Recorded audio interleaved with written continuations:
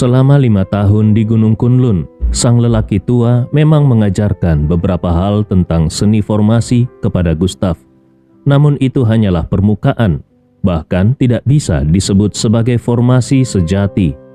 5 tahun kemudian, ketika makam reinkarnasi terbuka, Gustav mendapatkan kehormatan menjadi murid dari Chang Haiping, dan dia melangkah ke Jalan Jimat Roh.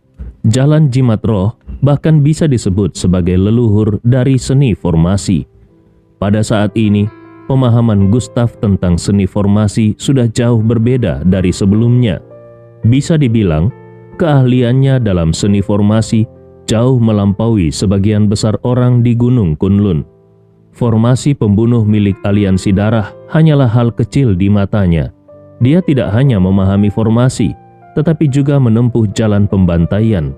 Hari ini, dia akan membuat para anggota aliansi darah merasakan apa itu rasa takut.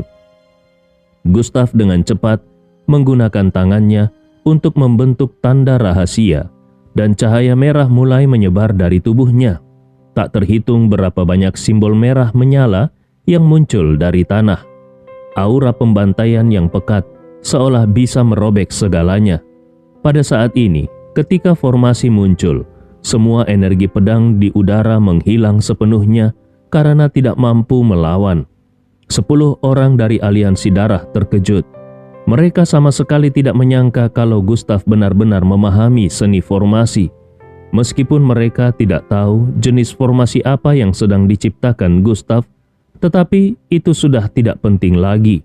Di bawah bayangan ketakutan akan kematian, bahkan darah mereka terasa membeku. 10 orang itu saling berpandangan dan tidak bisa lagi bersikap tenang. Salah satu dari mereka segera berkata, "Korbankan darah esensi, anak ini terlalu aneh. Kalau kita membiarkan formasinya terbentuk, kita semua akan berada dalam bahaya." Tanpa ragu, darah esensi mereka ditembakkan keluar. 10 tetes darah esensi bergabung menjadi satu. Udara bergetar, dan kekuatan mereka mulai meningkat dengan cepat. 10 orang itu berteriak marah, "Serang!" Mereka menggenggam pedang mereka dengan kuat dan menyerbu ke arah Gustav dengan ganas. Cahaya pedang yang tajam seperti jaring raksasa menyelimuti Gustav. Jaring itu dipenuhi kabut darah yang dingin dan menakutkan. Kalau jaring itu mendarat, bahkan formasi Gustav yang paling kuat pun tidak akan sempat dipanggil. Tiba-tiba, Gustav membuka matanya. Itu adalah sepasang mata yang seperti serigala kelaparan yang merah menyala, seperti binatang buas yang mengamuk. Gustav menghentikan tanda rahasia di tangannya dan berseru, "Formasi pemusnah langit dan bumi, muncullah!" Kemudian, dengan satu jari menunjuk, kilat dari jimat roh utamanya meledak dengan dahsyat. Kilatan petir mengelilingi tubuhnya dan langit dipenuhi awan gelap.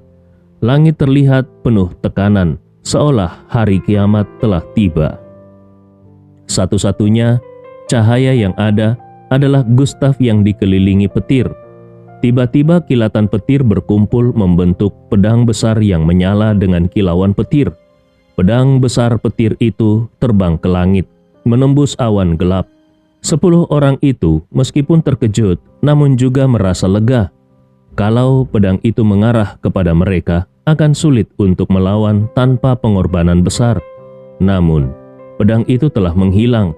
Tapi, sebelum mereka bisa bernapas lega, awan gelap di langit meledak. Lalu, sebuah pedang raksasa yang dipenuhi energi petir jatuh dari langit. Setiap turun 100 meter, ukuran pedang itu bertambah 10 kali lipat. Dalam waktu singkat, pedang itu sudah menjadi puluhan meter panjangnya dan menuju ke arah mereka dengan kekuatan yang luar biasa. Ke-10 orang itu terkejut. "Ini mustahil, ini tidak mungkin." Mereka belum pernah melihat teknik seperti ini di Gunung Kunlun. Bahkan dalam catatan kuno, tidak ada yang serupa. Dalam sekejap, mereka kehilangan semua rencana untuk melawan. Mereka hanya berpikir untuk melarikan diri. Bagaimana mungkin anak ini bisa mengeluarkan kekuatan seperti itu? Apakah ini benar-benar tingkat alam perjalanan ilahi? Bahkan ahli formasi tingkat tertinggi di alam transenden pun belum tentu bisa melakukannya. Saat melihat senjata petir raksasa itu jatuh dengan ganas, mereka bahkan tidak memiliki kesempatan untuk melangkah satu langkah pun. Mereka merasa seperti semut kecil di hadapan naga petir yang mengamuk, makhluk yang memandang rendah kehidupan. Dalam sekejap, naga petir itu menghantam dan menghancurkan segalanya, seperti bintang yang bertabrakan dan menciptakan retakan besar di landasan yang menyerupai jurang. Tidak seorang pun dari 10 orang itu mampu bertahan. Tubuh mereka hancur tanpa sisa. Dalam ledakan energi itu, mereka bahkan tidak memiliki kesempatan untuk berubah menjadi kabut darah. 10 orang tewas. Di bawah kekuatan petir itu, mereka tidak memiliki hak untuk hidup. Ke-10 orang itu tidak memiliki kualifikasi untuk melawan. Dalam pandangan mereka yang dipenuhi dengan ketakutan, tubuh mereka hancur berkeping-keping. Mereka bahkan tidak memiliki kesempatan untuk meledak menjadi kabut darah. 10 orang itu gugur. Di bawah kekuatan petir itu, mereka tidak memiliki hak untuk bertahan hidup.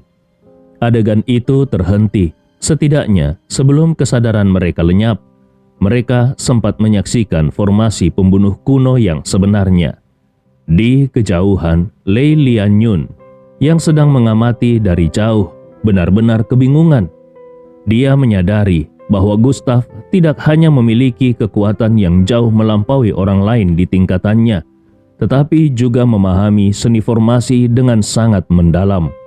Orang semacam ini yang begitu luar biasa, hanya ada satu orang yang bisa dibandingkan dengannya, yaitu Aldren Ye. Sekarang dia sepenuhnya yakin kalau Gustav dan Aldren Ye memang saling mengenal.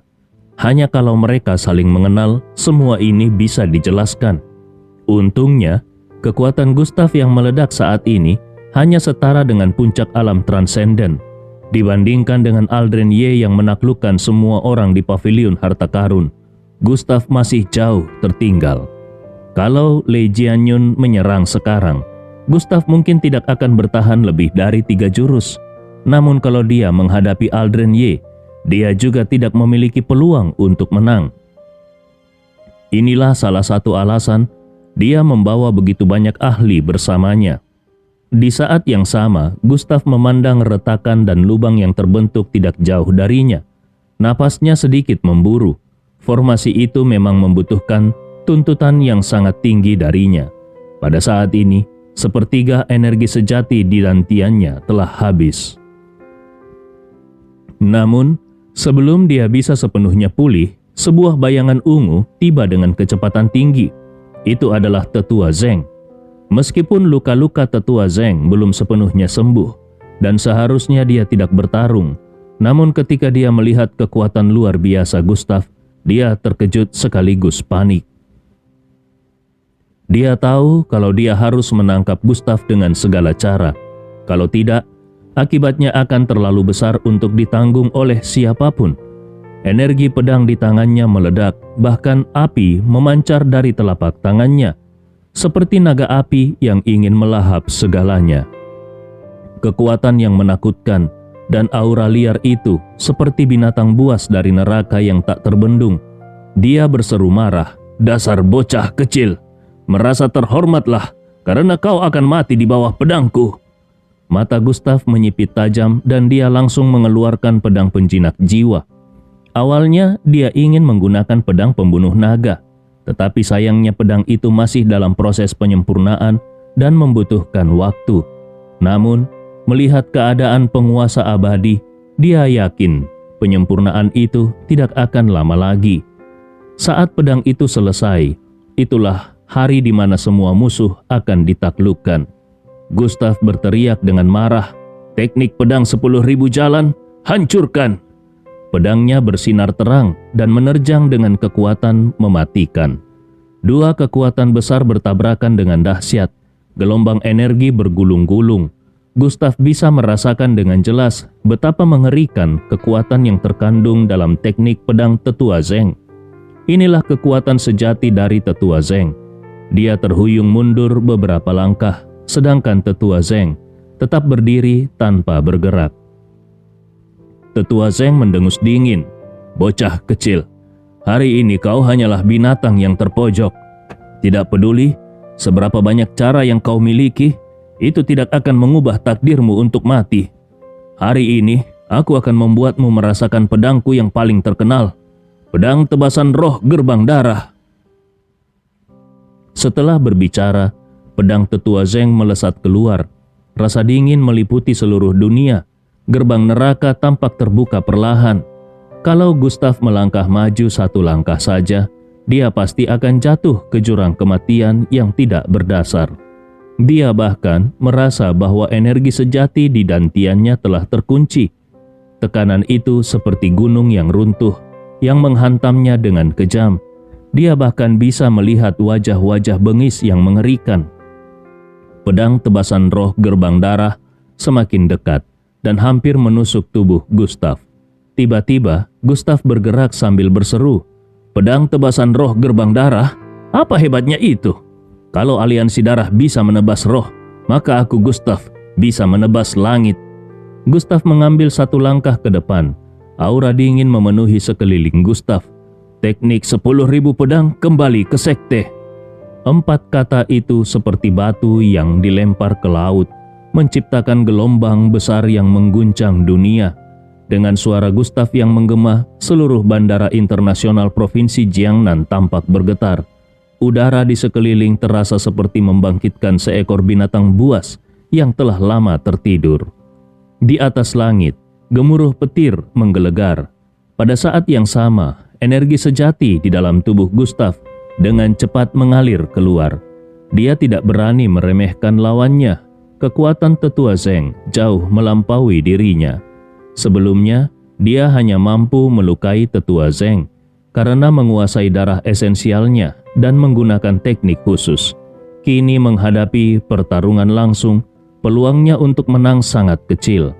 Jarak kekuatan di antara mereka sangat besar, hingga 3 tingkatan besar. Oleh karena itu, Gustav tidak boleh memiliki sedikit pun kelengahan atau keraguan. Satu-satunya harapannya adalah teknik 10.000 pedang kembali ke sekte. Getaran langit dan bumi membuat mata Tetua Zeng dipenuhi keseriusan yang belum pernah ada sebelumnya. Dia berteriak marah, "Anak kurang ajar, 10.000 pedang kembali sekte. Sepertinya kau ingin menemui leluhurmu yang sudah mati. Baiklah, aku akan mengabulkannya." Dengan teriakan marah, Tetua Zeng melepaskan aura pedangnya yang dahsyat. Suara keterkejutan terdengar dari belakang. Anak itu mampu memaksa Tetua Zeng menggunakan jurus ini. Dia memang luar biasa. Terakhir kali jurus ini digunakan, itu adalah saat aliansi darah membantai seluruh sekte di Gunung Kunlun. Saat itu, Tetua Zeng sangat mendominasi dan menjadi legenda. Sayang sekali, kekuatan yang dilepaskan anak ini di tahap alam perjalanan ilahi sangat besar. Kalau dia tidak mati muda, dia pasti akan mengguncang dunia dalam 10 tahun lagi. Namun sekarang, dia pasti akan mati. Para ahli dari Balai Perang Aliansi Darah yang melihat Gustav hanya bisa menunjukkan ekspresi simpati. Bagi mereka, semut tetaplah semut. Sekalipun mendapatkan keajaiban, takdir tetap tidak bisa diubah. Lei Jianyun berdiri dengan tangan terlipat di belakang. Dia tidak mengucapkan sepatah kata pun. Dia telah membunuh banyak orang dan mengikuti jalan pembunuhan yang serupa. Dia bisa merasakan dengan jelas niat pembunuh yang dilepaskan oleh Gustav bahkan lebih besar dari miliknya. Bagaimana mungkin seorang anak hina dari Tiongkok memiliki niat membunuh yang melampaui dirinya? Seorang penguasa dari dunia Kunlun. Berapa banyak orang yang telah dibunuh anak ini? Belum sempat Lei Jianyun memahami situasinya, aura pedang Tetua Zeng telah memecah udara dan dengan cepat mendekati Gustav. Namun Gustav telah sepenuhnya mengkonsentrasikan kekuatan 10.000 pedang kembali ke sekte sambil berseru, "Hari ini aku akan menghancurkan segalanya." Dengan langkah maju, aura di tubuh Gustav melonjak. Pakaian santainya sobek dan berkibar di tengah angin kencang. Di sekelilingnya ratusan aura pedang pun muncul. Aura itu dengan cepat berkumpul dan menghasilkan suara siulan yang tidak henti-henti. Saat pedang tetua Zeng hendak jatuh, Gustav tanpa ragu menyerang dengan teknik 10.000 pedang kembali ke sekte. Siapa yang bisa menghentikan teknik pedang Chen Tianli? Dalam sekejap, pedang tetua Zeng tidak mampu menahan kekuatan itu. Seluruh bilahnya dipenuhi retakan kecil dan kemudian pedangnya hancur berkeping-keping. Tetua Zeng terpana, pecahan pedangnya memicu serangan balik dan menyebabkan darah keluar dari sudut bibirnya. Dia berseru kaget, "Tidak mungkin, pedangku dihancurkan. Kekuatan seperti apa yang bisa melakukan ini? Apakah?" Namun sebelum dia bisa menyelesaikan kalimatnya, 10.000 pedang kembali ke sekte telah menerjang melewati pertahanannya dan langsung menuju dirinya. Aura pedang yang dominan mengunci setiap jalan keluar. Dengan tubuh berlumuran darah, tetua Zeng yang terhuyung memegang jimat batu gioknya, namun perlawanannya tampaknya sia-sia. Tidak ada ruang baginya untuk menghindar. Mata tetua Zeng memancarkan ketakutan. "Celaka, aku sudah terlambat." Dengan cepat, dia mengeluarkan sebuah batu giok dari pinggangnya. Batu giok itu adalah pusaka dari keluarga Ye di Gunung Kunlun. Bahkan itu bisa dianggap sebagai artefak spiritual, sesuatu yang dia dapatkan secara kebetulan. Kekuatan batu giok ini telah menyelamatkannya dari banyak bahaya sebelumnya. Cahaya dari batu giok menyala, membentuk semacam perisai di depan tetua Zeng. 10.000 pedang kembali ke sekte, bertabrakan dengan perisai tersebut. Kekuatan dahsyat seperti gunung dan sungai langsung menggetarkan langit dan bumi. Pada saat ini, energi pedang yang mendominasi meledak sepenuhnya. Perisai itu mulai retak dan 10.000 pedang kembali ke sekte menerobos perisai, kemudian menghantam langsung tubuh tetua Zeng. Tetua Zeng tidak sempat berkata-kata karena tubuhnya sudah terbental jauh ke belakang.